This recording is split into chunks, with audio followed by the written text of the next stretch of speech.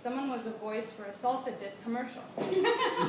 Someone was dared to walk on all fours like a cat for a month. We learned about where we were from, and we confessed why we were here. We compared cultures and accents, and we met the one and only Yissa. After the meeting, my apartment took home 2 boxes of pizza, bought a bottle of wine, and we shared our first l'chaim together, as we spoke about our hopes and wishes for the next 5 months. I remember going to bed that night a little nervous about what was to come, but also insanely happy for where I was. The next 2 weeks went by in a blur, quite literally for some of us. We took advantage of a sunny March, and we got sunburned at the beach. We discovered the gloriousness of Rothschild Boulevard, and we became obsessed with meat night. New friendships were formed while singing on a balcony in Akko. Some experienced our very first Shabbat dinner. And soon, we didn't feel so lost when the sellers on Levinsky spoke to us in a raging sea of letters and sounds. We survived Ulpan boot camp, perfected the sentence Ani gara b'Tel Aviv, and struggled to pronounce Resh. And all the while, we exclaimed at least 5 times a day, guys, we're in Israel. Soon our internships began, and off we went into working with the rest of Israel during the weekdays. From befriending the Nahag to accepting the BO of sweaty men sitting next to you on the 172, our immersion into Israeli society began. Our bosses and coworkers became new friends, and they helped us gain an insight into the directness and intensity of Israeli communication, wrath, and warmth. We welcomed each new experience and adjusted with baby steps, like realizing the efficiency of going out to OCD with 20 people. Our discoveries for the best burgers, bars, and fresh fruits and vegetables became novel, though still widely debated.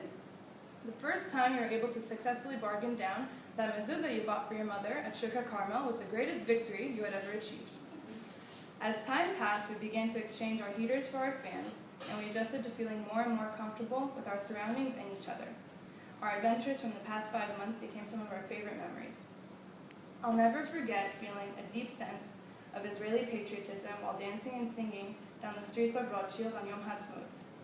I'll never forget bringing Spears Night at Comfort 13. I'll never forget an overwhelming sense of Jewish pride as tears filled my eyes while singing the Hatikva with Ted in Jerusalem. I'll never forget laughing till my stomach ached from watching a Borekas movie at our apartment with Livnat.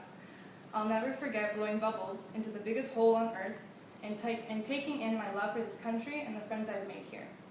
And I'll never forget watching the sunset, dipping into the Kinneret, and stating out loud for the first time in 3 months, guys, we're in Israel.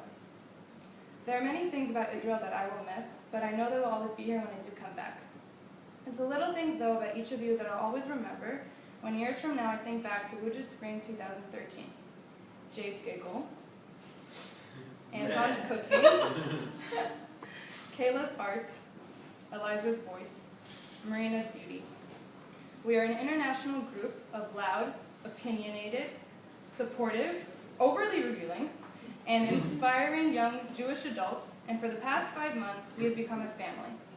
A dysfunctional family, sure, but a family I am proud of, definitely. In a few more days, most of us will be on our way back home to our families and friends, to new jobs and the next chapters of our lives. And although you may be relieved to return to your mattresses and spinach, when you hear that Omer Adams song randomly, just take a moment to remember the first kiss you had with an Israeli, the groundbreaking moment you discovered chocolate bamba, the time you stopped everything you were doing and just stared at the pink sunset descending into the Mediterranean. I want to thank you all for everything. These past 5 months were some of the best of my life, and I feel so lucky to be in the same Wujs group as all of you, and to have shared this experience with everyone. If anyone is ever in LA, and just know you guys always have a friend there, I'd be more than happy to take you guys out, show you around, or have you stay for dinner. I love you guys a lot, and I'll really miss everyone. Woo!